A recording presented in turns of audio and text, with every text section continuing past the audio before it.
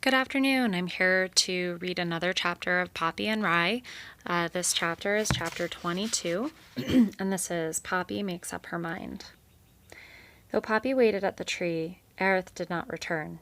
Knowing how unpredictable her friend was, she kept asking herself how long she should wait. After all, she had been with the mice longer than she'd planned. That certainly would have irritated the old porcupine. She began to think he'd done what he'd threatened to do all along, trundled back to Dimwood Forest.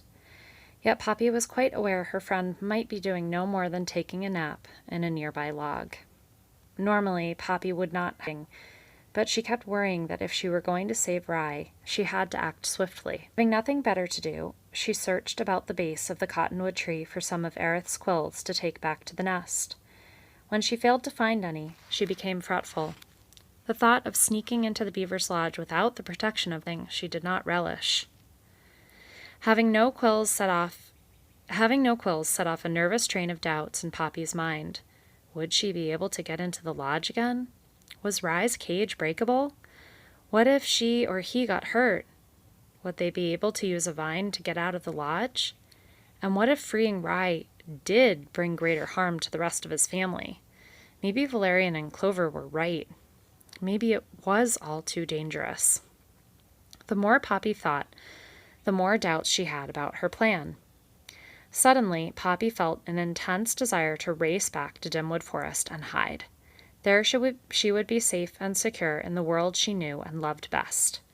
It was bittersweet to recall that when she had begun this trip, she had been looking forward to a time of calm. Perhaps Aerith was right. Perhaps it was better to do alone. And yet she had fallen in love with Rye. Moreover, she had promised to help him. How could she abandon him? She could not. No more than she could abandon her feelings. Too agitated to wait any longer for Aerith, Poppy hurried down the hill and crept back into the nest. It was very crowded. Some 50 and more mice were there, most of whom she had not seen before. She caught hold of Thistle. "What's happening?" Poppy asked. "It's the rest of our family," Thistle explained. "Valerian asked them to come hear about your plan." "Are they for it or against it?" Poppy asked. "They can't make up their minds," Thistle confided. "Poppy, I think we should do it, as long as we have quills to defend ourselves." "Thistle," Poppy confided, "I couldn't get the quills." Thistle blanched. "You couldn't?" "My friend, the porcupine, has disappeared." "Does that mean we can't rescue Rye?" Thistle asked with dismay. Poppy, feeling she had failed the young mouse, hardly knew what to say. "I'm not sure," she replied. Valerian approached.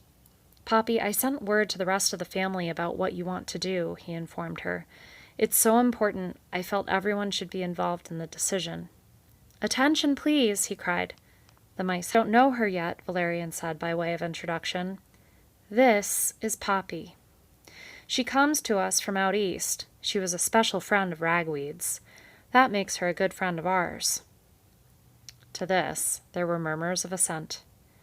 "You've heard what's happened to Rye and what choice we've been given," Valerian continued. "Move off somewhere and hopefully have Rye freed, or try to save Rye on our own and take our chances with the beavers. To be honest with you, your mother and I think it'd be best to move on. Poppy here wants to rescue Rye.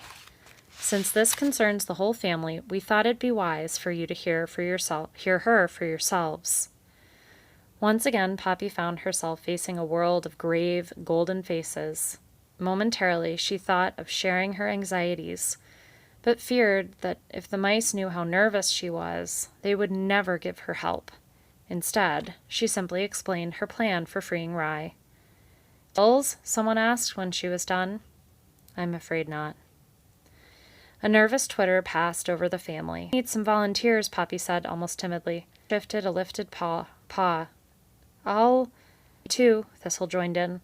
"What about the rest of you?" Poppy asked. "Can I have your approval?" Valerian cleared his throat. "If you don't mind waiting outside, I think it would be easier for us to make up our minds." It was a discouraged Poppy who left the nest. Once above ground, she gazed down at the pond and the lodge where she knew Rye was being kept. "Think of it," she told herself. as just another kind of dance. Thistle and Curly Duck emerged from the nest. Poppy looked at them expectantly.